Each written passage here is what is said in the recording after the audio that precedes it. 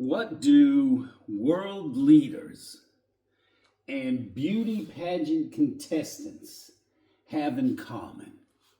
They both want world peace, don't we all? The universal dream of every president, every parent, every citizen of every language. Yet it seems impossibly big. Too big for one person, a community, a country, a nation, a group of United Nations. We imagine that it takes peace accords, treaties, negotiations about how to negotiate, lots of travel across the water.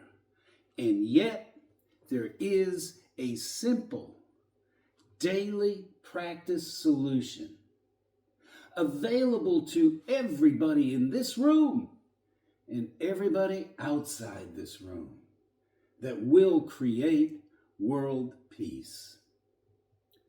The solution is well known. No spoiler alert necessary. The solution is kindness. A random act of kindness done in the present moment shapes culture and scales to peace. We don't need to debate the value of kindness. We've all felt it. Somebody's held the door open for you when your hands were full. You let somebody in the checkout line because they only had 2 items. You're trying to merge into bumper-to-bumper traffic. You're hot, it's late, you're frustrated, and somebody... These things seem small, but what they do to us is huge, inside and outside. The science of kindness is irrefutable. Kindness is not sentimental. Kindness is neurological, biological, chemical, cellular, hormonal. It's electric. It lights us up like the 4th of July. It's our bodies sending a strong signal to our brain, to our genes, and to the person we become.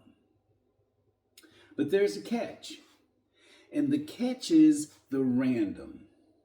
You can schedule a dental appointment, but you can't schedule random. If you try and plan to do an act of kindness every day, you are in the executive center of the brain. You've got a list, and you're checking it and checking the box. And yet, the rewards will be there, but not transformation. A random act of kindness is a reflex. There's no before. There's no after. There's just that present moment. A random act of kindness bypasses resistance, ego, perfectionism, planning, excuses. It goes straight to the nervous center. How could it be possible for you to perform a random act of kindness every day, unscheduled, 5 seconds? If you could, would you? I want to give you today a simple, repeatable method to make random possible. Not so that it becomes an event, but it becomes the environment.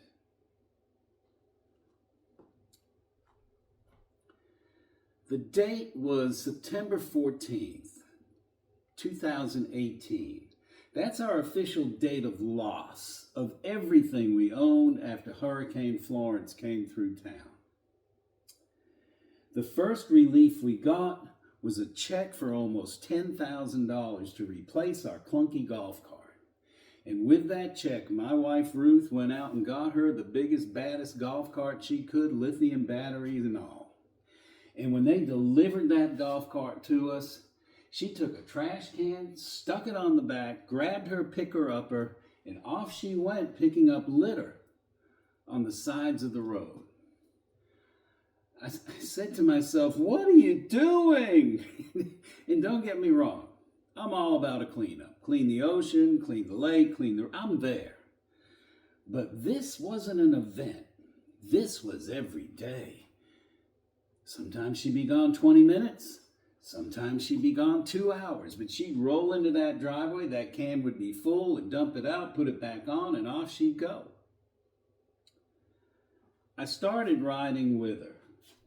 It's what you do when you have a golf cart and you don't play golf. You ride. And I started picking up litter too. And it felt good. Not a look at me good or I'm a hero good. Just a good quiet feeling. Like when you mow the yard or weed the garden. It feels good. Clean your car, wash your car inside and out. You feel good and the car does run better. How does that happen? One day, we realized we had to go either further down the road to fill the trash can or deeper into the woods on the sides. How does that happen? I took this good feeling, this quiet feeling of good, and I did my own experiment. See a piece of litter, pick it up, discard it, keep going. That's it. No eye contact, no humble brag, no performance, no looking to see who saw me. Not because I'm ashamed, but I was protecting the random. And the second it becomes a performance, it's no longer a reflex. And here's why litter works so well. Litter is random. It's not on your calendar. It doesn't exist until you see it. And then it's a dip into the present moment, totally disconnected with everything you were doing and thinking before. Discard it, move on, don't look back, done. Now some of you may be thinking, Eric, you're talking about litter. Are you saying that picking up litter will end wars and eliminate starvation? Yes, I am, but not the way you think. It's not what you do. It's who you become by doing it. And who we become together is culture. And that's humanity. I live in a small community. We've got a town center, grocery store, dollar store, 4 ethnic restaurants, a gym, a vape shop, beauty parlor, and an art studio. I work out at the gym every morning, 5 a.m. And at 5 a.m., there's a half dozen cars in the parking lot and a sea of what was there the night before. Pizza crust, pizza boxes, egg roll containers, plastic forks, spoons, vape cartridges. You get the picture. I did my experiment there. On the way in, one piece only. On the way out, one piece, maybe 2 if they're right together. But this is not a scavenger hunt, and I am not the cleanup crew. I told nobody what I was doing, and nobody ever asked me what I was doing. Weeks passed, months passed. This is 7 a.m. a couple of weeks ago. I didn't call the property manager and fuss him out. I didn't organize the cleanup, and I didn't shame anybody. How does this happen? This is how culture reshapes. Silently, slowly, and obviously.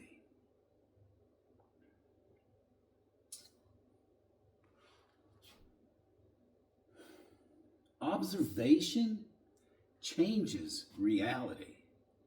Attention changes the outcome. And kindness changes the equation. The key is random.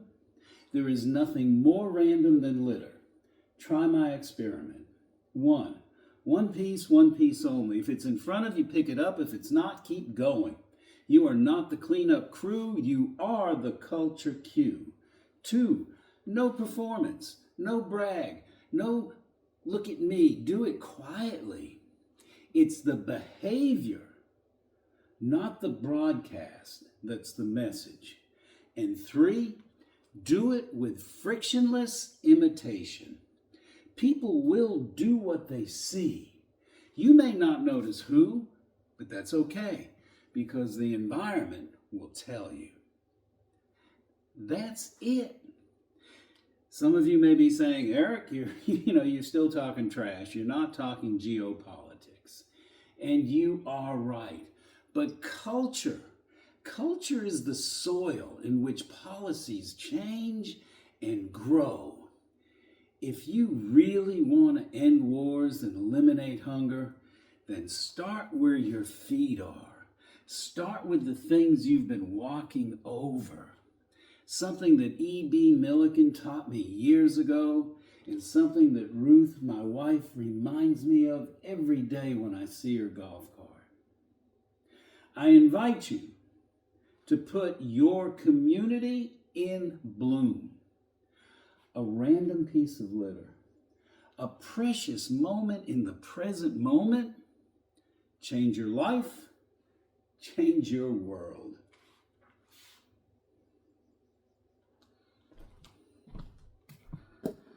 That was pretty good.